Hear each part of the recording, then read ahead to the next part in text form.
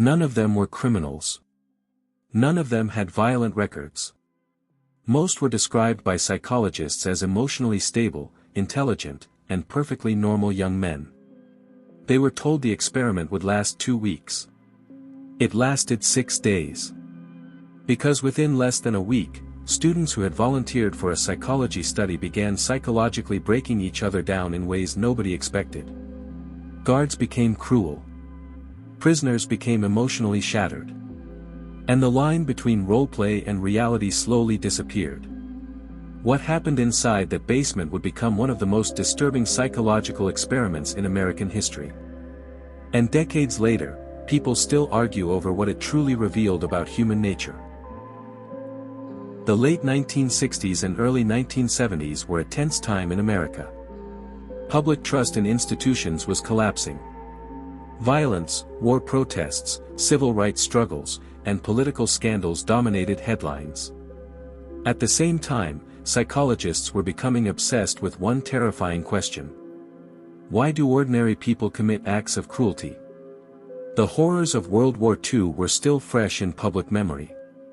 Americans wanted to understand how regular human beings could participate in abuse, violence, and dehumanization. So in 1971, Stanford psychologist Philip Zimbardo designed an experiment meant to study the psychological effects of prison life. What he created instead became a warning about power itself. Zimbardo placed an advertisement in local newspapers asking for male college students willing to participate in a paid prison simulation. More than 70 people applied. After extensive psychological screening, 24 students were selected. They were randomly assigned roles. Some would become prisoners. And others would become guards. The experiment was built inside the basement of Stanford's psychology department. The mock prison included barred doors, solitary confinement, tiny prison cells, and surveillance equipment. Then the roleplay began. But almost immediately, something changed. The students assigned as prisoners were arrested at their homes by real police officers. They were handcuffed, fingerprinted, searched, and transported to the fake prison. For many participants, this was the moment the experiment stopped feeling fake. Inside the prison, prisoners were stripped of their identities. Instead of names, they were assigned numbers. They wore identical smocks, rubber sandals, and stocking caps. The guards, meanwhile, wore mirrored sunglasses, military-style uniforms, and carried wooden batons. Zimbardo later explained that anonymity was intentional. Because when people stop feeling individually accountable, behavior can change very quickly. By the second day, the prisoners rebelled. They barricaded their cell doors using their beds. The guards responded aggressively. They used fire extinguishers to force prisoners back. They stripped prisoners naked, removed mattresses, and isolated certain inmates inside solitary confinement. And this is where the experiment became deeply disturbing. Because the guards were never explicitly told to be abusive. But many became abusive anyway. Some guards mocked prisoners emotionally. Others forced them to perform humiliating tasks. Sleep deprivation became common. Prisoners were ordered to repeat their identification numbers endlessly. Small acts of control slowly escalated into psychological domination. What frightened researchers most was how quickly the guards adapted to power. Some appeared to enjoy it. Meanwhile, prisoners began emotionally deteriorating. One participant experienced such severe distress that he had to be released early after uncontrollable crying and emotional breakdowns. Another developed psychosomatic rashes. Several prisoners became passive, anxious, and withdrawn. And perhaps the most unsettling detail of all. Many participants no longer behaved like students pretending to be prisoners.